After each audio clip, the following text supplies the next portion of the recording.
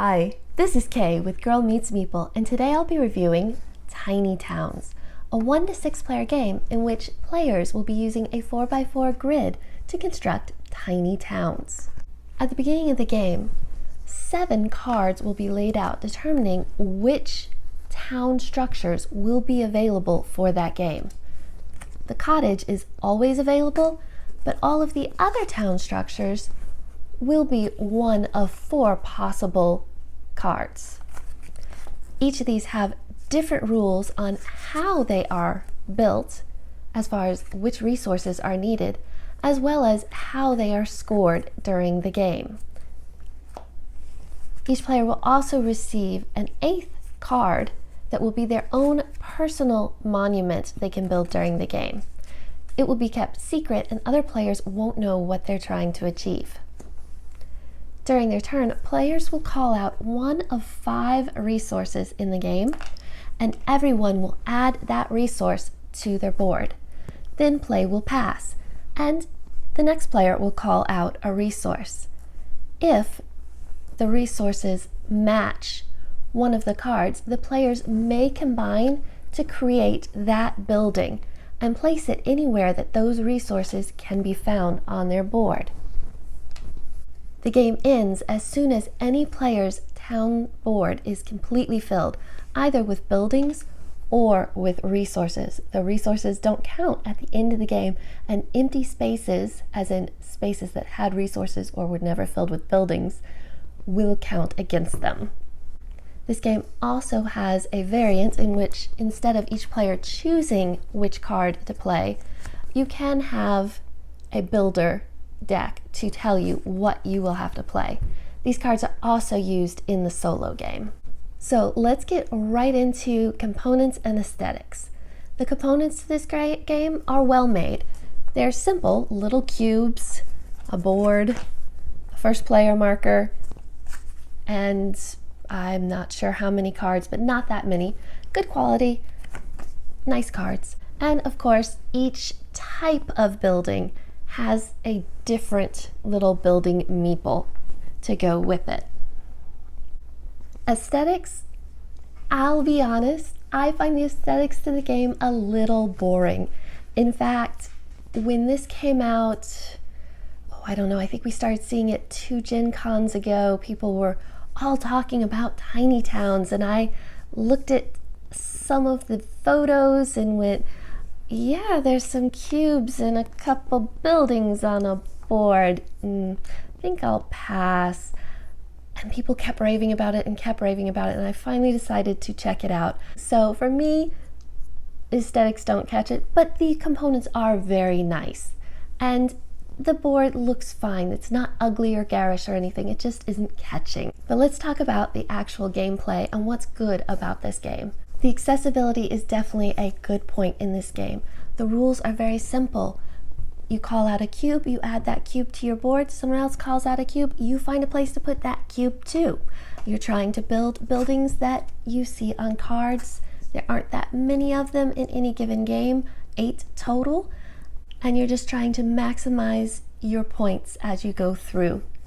It's that maximizing your points that makes it so good, because while the mechanics are simple, anyone can really play this game. The depth of doing it well and scoring a high set of points, it's actually pretty tricky. You can get pretty deep into this game despite the super easy mechanics. So you can play it with children, you can play it with new gamers, you can play it with experienced gamers, and everyone's going to be having fun.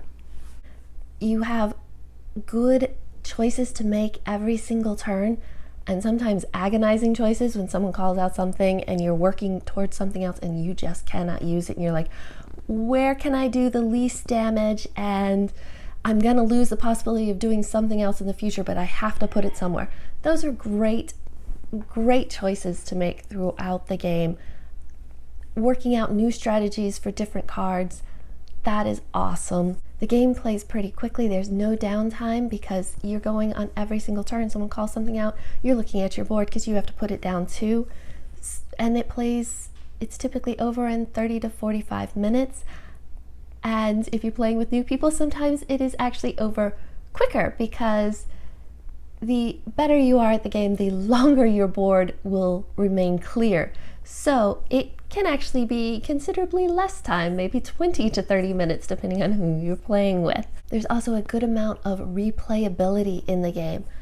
While each of the buildings have only 4 different possibilities, when you multiply that by 6 other cards, plus this huge stack of monuments that you could get, you're probably not going to see the exact same game over and over again. Now, there is a suggested starter setup for new players in the book, and I will admit that when I play that and I'm teaching new people at this point, I tend to outscore them by a lot, because I have figured out a strategy with that particular setup. But you would have to play this a lot of times to know every single card, how every single card goes together. There is an expansion for this. I think that will probably add even more replayability, but just out of the box, I think this has a lot of replayability. I was glad to see that they had, extra cards that are going to be randomized each game. So moving on, what don't I like? What's the bad in this game? Well, I mentioned the aesthetics don't really catch me. It's not that they're awful. I mean, the artwork is cute, it's fine.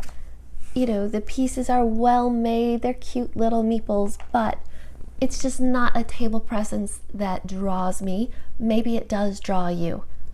That's completely subjective. Aside from that, the solo play is a beat your own score mechanic, which is not my favorite mechanic, you probably know, but this is very much a puzzly game, and it bothers me a little bit less in that, but I'm still gonna nudge it towards the less than ideal section of the review. The only other thing I could possibly put in this category, and this is barely a gripe, but it is possible for a player who is very new to end the game very abruptly if they fill up their card with all resources due to bad planning. And for a more experienced player, that might be frustrating, as you may just be starting to get going and your board can be very clear, and suddenly the game is over because their board is not. I haven't found this to be a huge issue. When I play with my 5-year-old is when this happens most often. She's 5. She could play it, but sometimes she fills her board very, very quickly. And while, it's like, oh, you mean it's over? At the same time, you could very quickly reset the game and start again. It's not a huge thing, but some players may find that frustrating. So I thought I would put it here just in case. It doesn't actually bother me. And that's really all I've got for the bad section. Not a whole lot of bad there. So who do I think this game is for? Well, like I said, this is very approachable, but has a whole lot of strategy under the surface. So I really think if the game appeals to you, if it sounds like something you would like, you like puzzly games, then it's probably going to be for you, because you could play it with just about anybody, plus you can play it solo. So I think that this is, being such an approachable game, it's going to be a family weight game that lots of people like. Final thoughts? I really like this game. I have played it a bunch. I learned it not too long ago, and I have already played it a ton. I have taught it to half a dozen or more people. I have not played it at the maximum player count. I think the highest I have played it is 4. It goes up to 6, but I have no fear that there would be a lot of downtime in this game, because everybody is playing every single turn. You call out a resource and everybody plays it, and then the next person is the master builder. So I don't see where playing it at a higher play count would add downtime. I could be wrong, but I don't think so. So I really like that I can play it with just about anyone. I can teach it very quickly, get it to the table, get it set up, and get it going. And it's just fun. It plays quickly. It has some depth to it under the surface with easy mechanics, which just makes it really approachable and really easy to bring out at any setting, playing with family, playing with friends, and I can even play it solo. I have not played it a ton solo yet, but I've enjoyed the plays I had of it.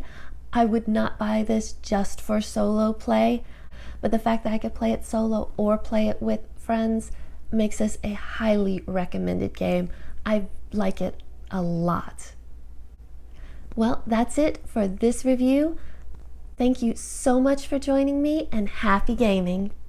Thanks for watching. If you enjoyed this video, please consider liking and subscribing. And to see what I've been up to most recently, check out my Instagram. And for all our written reviews, please go to our blog. Thanks so much, and happy gaming!